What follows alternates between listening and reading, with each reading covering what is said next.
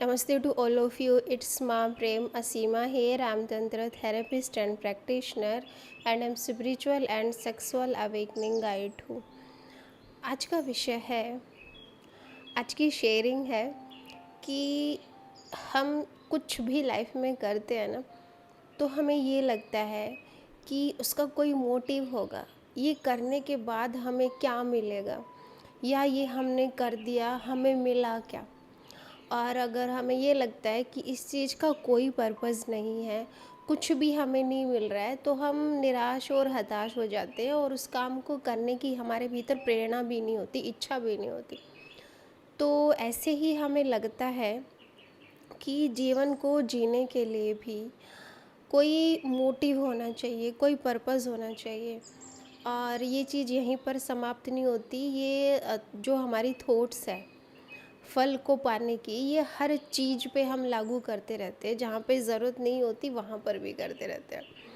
जैसे हमें किसी से प्रेम हो जाता है, तो वहाँ पर भी हमारा मोटिव रहता है कि हमें इस व्यक्ति से मिलेगा क्या, हमें इससे प्यार तो हो रहा है पर क्यों हो रहा है, हमारा इसमें फ़ायदा क्या है. हम किसी से दोस्ती भी करते हैं, मित्रता भी करते हैं, तो भी हमें लगता है कि इस दोस्ती से हमें हासिल क्या हो रहा है. ऐसे ही लाइफ को लेकर है कि जीवन के बारे में हम सोचते हैं कि हम क्यों जिए जा रहे हैं, आखिर इसका मोटिव क्या है, पर्पस क्या है. तो इन्हीं चीज़ों को लेकर आज की शेयरिंग है. आई होप आप लोगों को पसंद आएगी. You fall in love with A women and ask the question what is the purpose of it.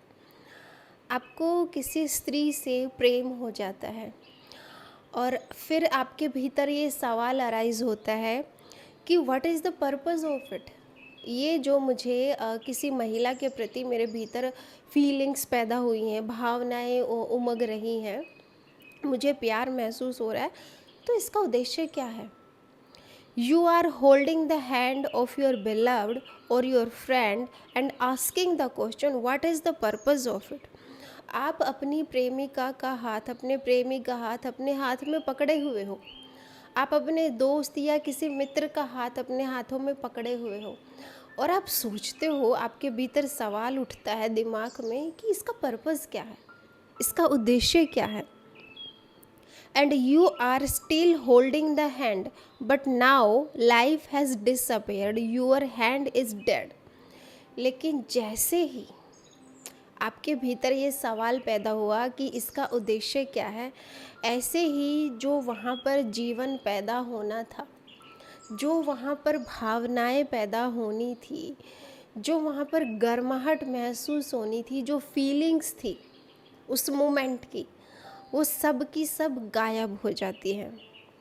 और अब भले आपका हाथ अपनी प्रेमिका के हाथ में हो, लेकिन वो हाथ में अब जीवन नहीं रहा, वो स्पर्श जो है वो जीवंत नहीं रहा, वो डेड हो गया, उसकी मृत्यु हो गई. सिर्फ एक ये थॉट आने से कि इसका पर्पस क्या है, जो मैंने इसका हाथ पकड़ रखा, जो मैं इसके करीब बैठा हूँ, जो मैं इसको स्पर्श कर रहा हूँ, भले वो आपके बेलव्ड हो, भले वो आपका फ्रेंड हो. अगर ये सवाल उस समय आपके भीतर अराइज हो जाता है, तो वो सारा का सारा जो हमें प्लेजर मिलना था, आनंद मिलना था, रस आना था, जीवन का टेस्ट आना था, अंदर से उमंग उत्साह पैदा होना था, वो सब का सब खत्म हो जाता है. Raise the question what is the purpose. जब भी आपके भीतर ये सवाल खड़ा होता है कि what is the purpose, and everything is destroy, तो सब का सब आप बर्बाद कर देते हो.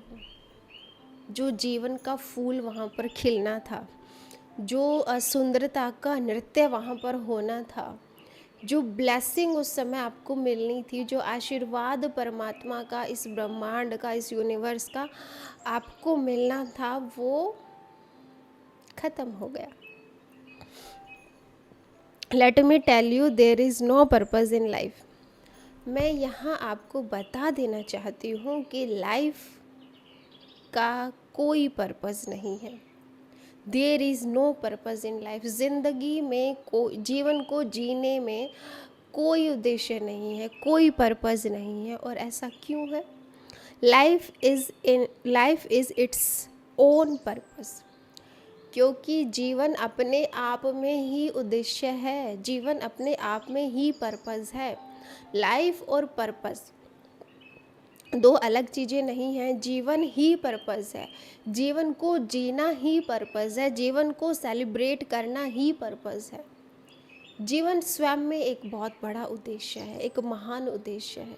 उसके लिए अलग से हमें पर्पस खोजने की आवश्यकता नहीं है।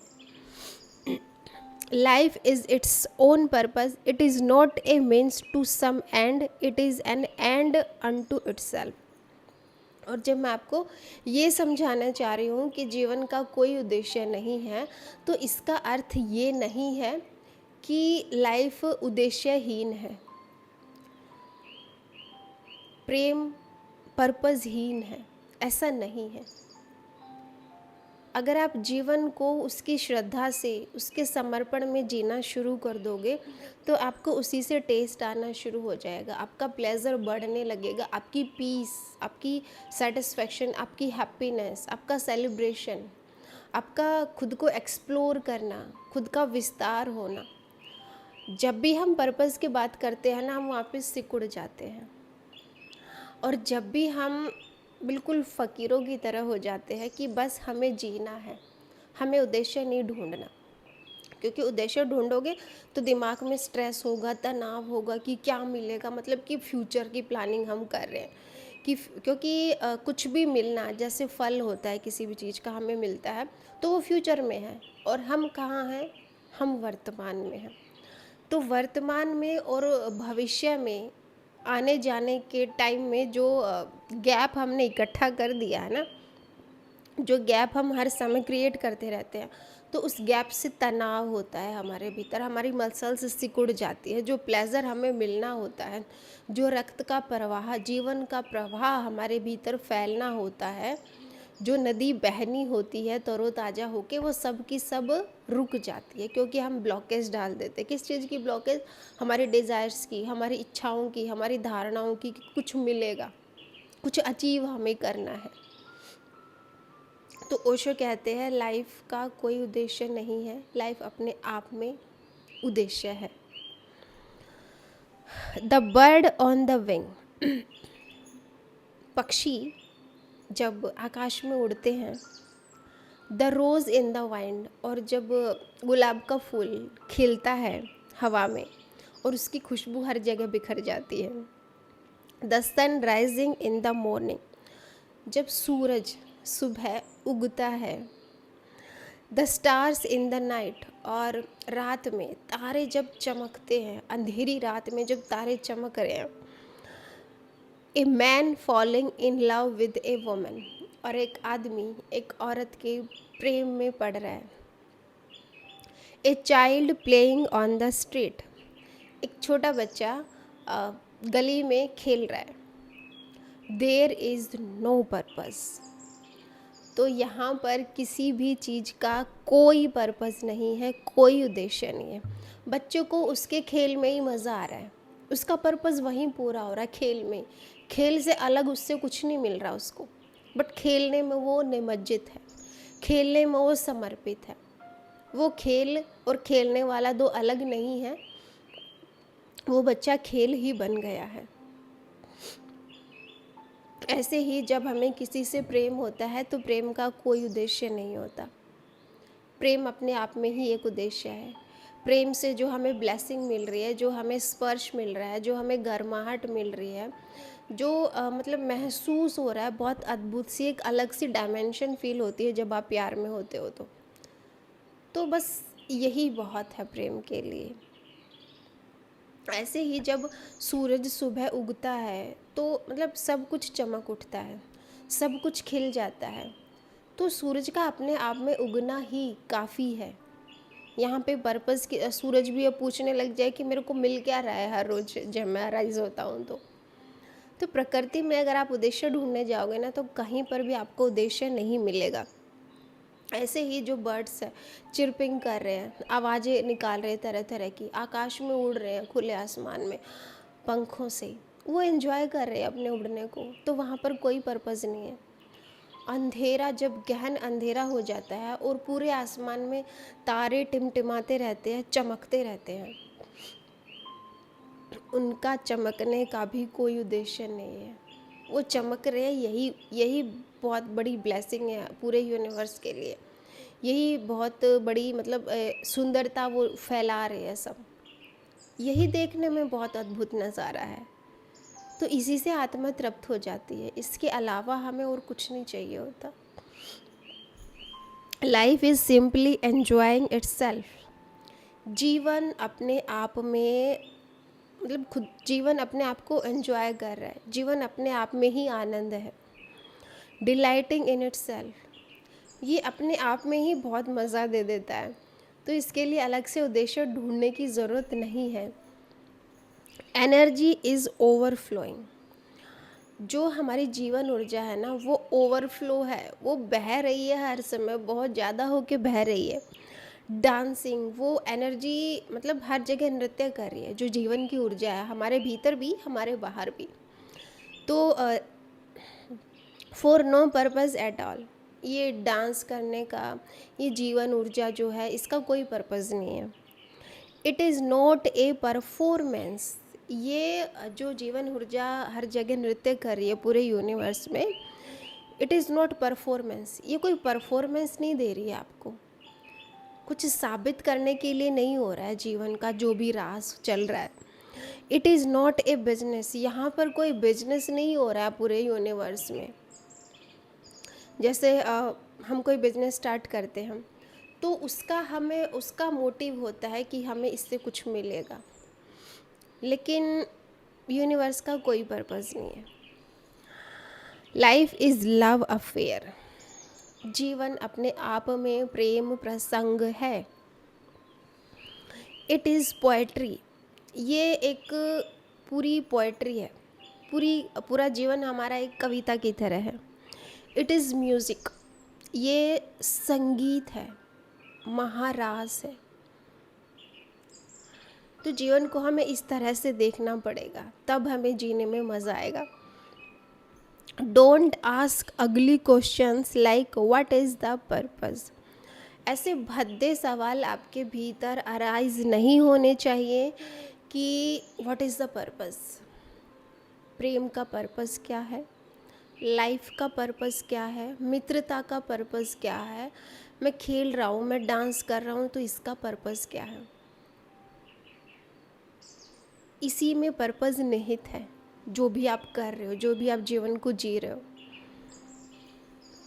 Because the moment you ask it you disconnect your self from life, क्योंकि जब भी आप अपने आप से या दूसरे से ये सवाल करते हो कि इसका पर्पज़ क्या है, तो क्या होता है कि आप अपनी लाइफ को उसी समय ख़त्म कर देते हो, आपकी लाइफ वहीं पर समाप्त हो जाती है, आप जीवन से कट जाते हो, आप डिसकनेक्ट हो जाते हो लाइफ से। Life can't be bridge by philosophical question, जीवन जो है वो दर्शन शास्त्र के सवालों के लिए नहीं है। ऐसे फिलोसफिकल क्वेश्चन होते हैं ना कि जब हम पूछते रहते हैं कि इसका पर्पस क्या है, ये हम क्यों कर रहे हैं, इससे क्या मिलेगा। तो लाइफ कुछ ऐसी नहीं है जिसमें आप दर्शन शास्त्र खोज सको, तर्क वितर्क पे लाइफ नहीं चलती है। Philosophy has to be put aside, अगर आपको जीवन का आनंद लेना है तो आपको ये फिलोसफी भरे सवाल साइड में रखने पड़ेंगे, दूर रखने होंगे। बी पोएट ऑफ लाइफ, जीवन को जीना है तो कवि की तरह जियो, सिंगर की तरह जियो, मतलब इसको गाते रहो, इसका गीत जीवन का, एक म्यूजिशियन की तरह इसको प्ले करते रहो, डांसर की तरह पूरा अपने जीवन को एक डांस बना दो। लवर्स, और पूरे जीवन में प्रेम भर दो, प्रेम से ही पूरा जीवन जियो। And you will know the real philosophy of life, और जब आप इस तरह का जीवन जीना शुरू कर देते हो ना, तब आपको जीवन का असली शास्त्र समझ आता है। तो ये थी आज की खूबसूरत सी शेयरिंग। आई होप आप लोगों को पसंद आई होगी। अगर शांति से बैठ के, हृदय से बैठ के सुना होगा टाइम निकाल के, तो सच में बहुत अच्छी शेयरिंग थी आज, बहुत अच्छा विषय था। अगर आपका भी कोई मित्र, कोई फ्रेंड दुखी हो, जीवन को लेके पर्पस ही खोजता रहता हो हर चीज़ में, तो ये वीडियो आप उन लोगों को शेयर कर सकते हो। और चैनल को सब्सक्राइब कर लो, और जो भी आप लोगों के सवाल है या जो आप चाहते हो कि मैं उस पर वीडियो बनाऊं, तो आप कमेंट बॉक्स में अपना सवाल या अपना विषय लिख सकते हो।